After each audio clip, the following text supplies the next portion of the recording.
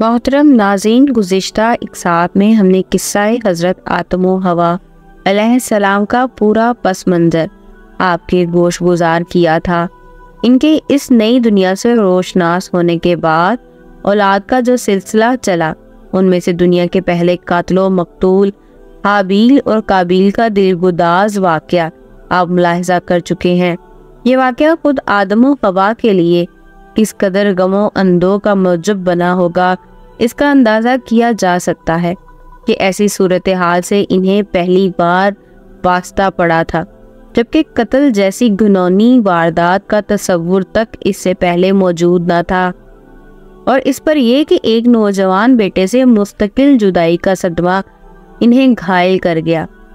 اسلامی روایات کے مطابق شیث علیہ السلام حضرت آدم و حوا کے تیسرے فرزند ہیں، جو حابیل کے شہید ہو جانے کے بعد اللہ کی طرف سے انعام کے طور پر انہیں عطا کیے گئے۔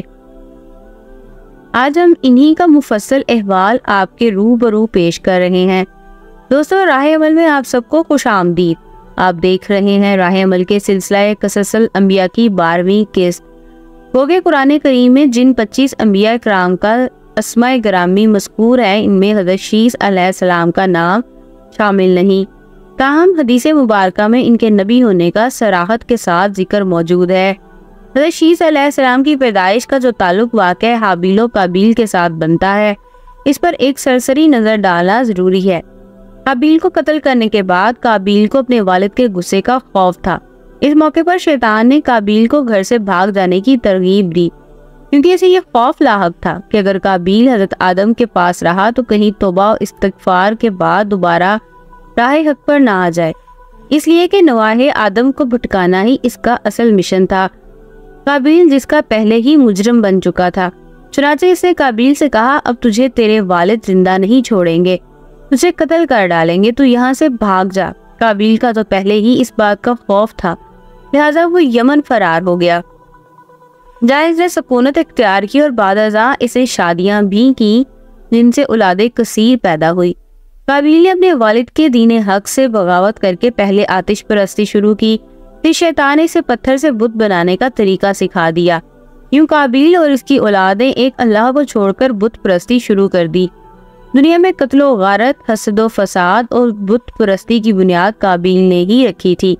مسند احمد میں حضرت عبداللہ بن مسعود سے روایت ہے کہ حضور نبی کریم صلی اللہ علیہ وآلہ وسلم نے فرمایا، دنیا میں جب بھی کوئی ظلم سے قتل ہوتا ہے تو اس کا ایک گناہ حضرت آدم کے بیٹے قابیل کی گردن پر ضرور ہوتا ہے، اس لیے کہ یہ وہ شخص ہے جس نے ظالمانہ قتل کی ابتدا کی اور یہ ناپاک طریقہ جاری کیا۔ حضرت آدم کو جب بیٹے کے قتل کی خبر ملی تو وہ بہت غمزدہ ہو گئے، کیونکہ حابیل نہایت سعادت مند، فرمانبردار، نیک اور شائستہ اتوار نوجوان تھا۔ اس کے انہی اوصاف حمیدہ کی بنا پر حضرت آدم کو امید تھی کہ وہ اللہ کے دین کو آگے بڑھانے میں ان کا معاون و مددگار ثابت ہوگا۔ نیز بعض روایات کے مطابق حابیل کی شہادت کا بنیادی سبب یہی تھا کہ قابیل کو بھی اندازہ ہو چکا تھا کہ والد کے بعد نبوت کا تاج نیک سیرت حابیل ہی کے سر سجے گا، اور اسی حسد نے اسے بھائی کے قتل پر ابھارا۔ اگرچہ بہت سی دیگر روایات میں اس قتل کا پس منظر دوسرا بیان کیا گیا ہے، جس پر ہم بیشتر عظیم تفصیل سے روشنی ڈال چکے ہیں۔ بہرکیف اس کے پس پردہ جذبہ رقابت ہی کار فرما تھا۔ حضرت آدم علیہ السلام اور اماں حوا علیہ السلام بہت اداس رہا کرتے اور بیٹے کو یاد کر کے گھنٹوں آنسو بہایا کرتے تھے۔ حضرت آدم علیہ السلام اللہ تعالیٰ سے دعا فرمایا کرتے تھے کہ اے اللہ، مجھے ایسی اولاد عطا فرما جو تیرے دین کو دنیا میں پھیلانے میں میری معاون و مددگار ہو، اور میرے بعد بھی تیرے پیغام کو دنیا میں عام کرے، میرے صحیح جانشین ہو، اور دنیا میں تیری وحدانیت کی علمبردار ہو۔ اللہ نے اپنے پیارے نبی کی دعاؤں کو شرف قبولیت بخشا اور ایک نیک صالح بیٹے کی بشارت سے مطلع فرمایا۔ چنانچہ کچھ ہی عرصے کے بعد حضرت شیث علیہ السلام پیدا ہوئے۔ بعض مورخین نے حابیل کی شہادت اور شیث علیہ السلام کی پیدائش کا درمیانی وقفہ 5 سال کے لگ بھگ بتایا ہے۔ حضرت آدم علیہ السلام اور اماں حوا ان کی پیدائش پر بے حد خوش تھے۔ یہ حضرت آدم کے تیسرے بیٹے تھے، جبکہ ان کی پیدائش کے وقت حضرت آدم علیہ السلام کی عمر 130 سال تھی۔ اما ہوا علیہ السلام نے صاحبزادے کا نام شیس رکھا، جس کے عربی میں معنی عطیہ خداوندی کے ہیں، یعنی اللہ کی جانب سے عطا کیا گیا خوبصورت اور خوب سیرت تحفہ۔ حضرت شیس علیہ السلام حسن و جمال، شکل و صورت اور عادت و اطوار میں اپنے والد سے بہت زیادہ مشابہ تھے۔ حضرت آدم علیہ السلام اور حضرت حوا علیہ السلام کو آپ علیہ السلام سے بہت محبت تھی۔ حضرت آدم حضرت شیس کو ہر وقت اپنے ساتھ رکھتے۔ آپ کو اس بات کا علم ہو چکا تھا کہ ان کی اولاد میں سے یہ بچہ ان کا جانشین ہوگا، لہٰذا انہوں نے شروع ہی سے ان کی تربیت پر خصوصی توجہ دی۔ آپ علیہ السلام حضرت شیس علیہ السلام کو جنت کا احوال سناتے، اچھے اور برے کی پہچان کرواتے۔ جوں جوں حضرت شیس علیہ السلام بڑے ہوتے گئے، ان کی پوشیدہ صلاحیتیں اور والدین کی تعلیم و تربیت رنگ لاتی رہی۔ حضرت آدم علیہ السلام نے ان کو درس و تدریس اور واعظ و تبلیغ کے خوبصورت اور منفرد آداب سکھائے، دن اور رات کو مختلف ساعتوں میں تقسیم کیا اور ہر ساعت کی عبادت کی ان کو تعلیم دی، اور انہیں تاکید کی کہ وہ دن کی ہر ساعت میں خدا کی عبادت کیا کریں۔ اس کے علاوہ طوفان نوح علیہ السلام کے بارے میں بھی آگاہ کیا، جو کچھ عرصے بعد آنا تھا۔ حضرت آدم و حوا علیہ السلام کو حضرت شیس علیہ السلام سے بڑی امید تھی، جس کی بڑی وجہ یہ تھی کہ ان کا ایک بیٹا قتل ہو گیا، دوسرا شیطان کا پیروکار بن کر کفر کے راستے پر چل نکلا۔ اب اللہ کے دین کو آگے پھیلانے اور شیطان کی شر کا مقابلہ کرنے کے لیے حضرت آدم علیہ السلام کے بعد حضرت شیس علیہ السلام ہی تھے۔ اللہ رب العزت نے حضرت شیس علیہ السلام کو نبوت کے عظیم منصب پر فائز فرمایا اور اولاد کثیر سے نوازا۔ پھر یہ کہ ان کی اولاد نہایت فرمانبردار اور نیک سیرت بھی تھی، جو اپنے والد کے ساتھ تبلیغ دین کے کاموں میں مصروف رہتی۔ ابن کثیر کی روایت میں ہے کہ اللہ تعالیٰ نے اپنے پیغمبروں پر 100 صحیفے نازل کیے اور 4 کتابیں۔ ان 100 صحیفوں میں سے 50 صحیفے حضرت شیس علیہ السلام پر اترے۔ حضرت شیس علیہ السلام نے اپنی پوری زندگی والد کی دی ہوئی تربیت کے تحت اللہ کے دین کی سربلندی میں صرف کی۔ آخری عمر میں زیادہ ضعیف ہونے کی وجہ سے گوشہ نشین ہو گئے تھے، لیکن اولاد آپ علیہ السلام کے کام کو آگے بڑھاتی رہی۔ حضرت شیس علیہ السلام اپنے بھائی قابیل کی اولاد کے کفر و شرک میں مبتلا ہونے اور شیطان کا اعلی کار بنے رہنے کی وجہ سے بڑے فکر مند رہتے اور انہیں راہ راست پر لانے کی کوشش میں لگے رہتے تھے، جنہوں نے اپنے باپ قابیل کی شکل کے بت بنا کر اس کی پوجا شروع کر دی تھی۔ روایات میں ہے کہ دنیا میں موجود تمام انسان یعنی بنی آدم حضرت شیس علیہ السلام کی ہی اولاد ہیں، کیونکہ حابیل تو محض 20 برس کی عمر میں اپنے بھائی قابیل کے ہاتھوں شہید کر دیے گئے تھے اور انہوں نے کوئی وارث بھی نہیں چھوڑا تھا، جبکہ قابیل کی اولاد شیطان کی پیروکار، اللہ کی نافرمان اور کفر پر گامزن تھی، جسے طوفان نوح میں غرق کر دیا گیا تھا۔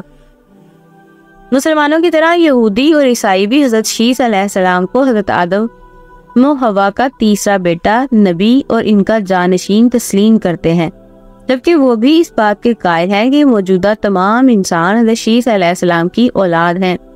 حضرت شیس علیہ السلام لوگوں کو نصیحت فرمایا کرتے تھے کہ سچا مومن وہ ہے جو اللہ کو پہچانتا ہو، نیک اور بد کو جانتا ہو، والدین کے حقوق ادا کرتا ہو اور ان کی خدمت کرتا ہو، صلہ رحمی کرتا ہو، غصے پر قابو رکھتا ہو، محتاجوں اور مسکینوں کے ساتھ حسن سلوک سے پیش آتا ہو، گناہوں سے پرہیز کرتا ہو، مصیبت کے وقت صبر کرتا ہو اور اللہ کی نعمتوں پر اس کا شکر ادا کرتا ہو۔ شیس علیہ السلام سے بہت سے ہنر منسوب ہیں۔ شیس علیہ السلام کی اہمیت ایک نابغے کی سی ہے۔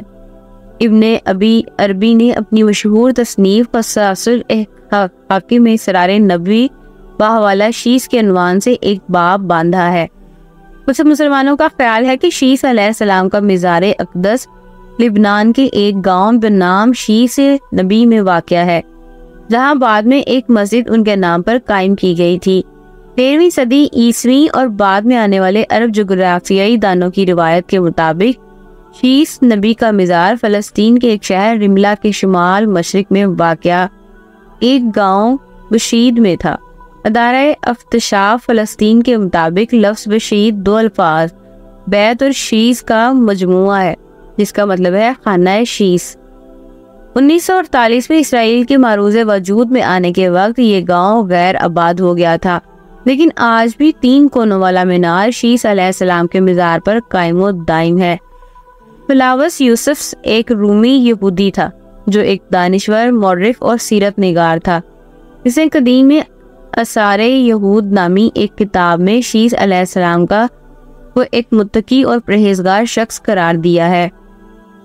فلاوس یوسفس نے مزید تحریر کیا ہے کہ شیس علیہ السلام کے اخلاق نے بہشتی دانشوں کو انسان میں اجرا کیا اور علمی تخلیقات اور ہنر سکھائے، جیسا کہ علم فلکیات وغیرہ۔ یہ تمام علوم و ہنر اولاد شیس کے ذریعے قائم کیے گئے تھے، جن کی بنیاد آدم کی اس پیشن گوئی کی بنیاد پر تھی کہ دنیا ایک بار آگ اور ایک بار سیلاب عظیم کی وجہ سے تباہ کر دی جائے گی۔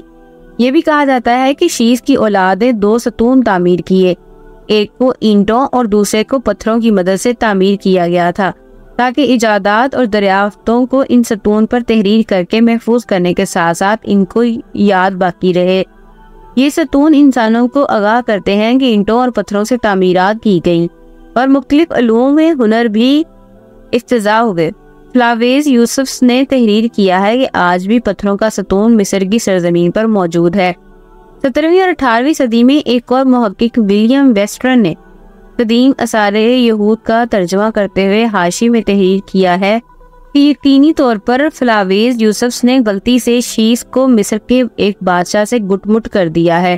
وہ مزید وضاحت کرتے ہوئے رقم دراز ہے کہ یہ ممکن ہی نہیں کہ سیلاب عظیم کے بعد کوئی بھی تعمیر بشمول ستون وغیرہ پانی سے بچ سکے، کیونکہ گاد اور پانی نے ہر چیز کو دفن کر دیا تھا۔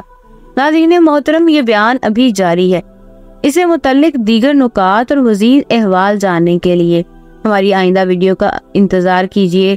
اس دلچسپ سلسلے سے لمحہ بہ لمحہ آگاہ رہنے کے لیے ہمارے اس چینل کو سبسکرائب کرتے ہوئے بیل آئیکن کو دبا دیجیے، تاکہ ہمارے آنے والی ویڈیوز بھی اسی تسلسل سے آپ تک پہنچتی رہیں۔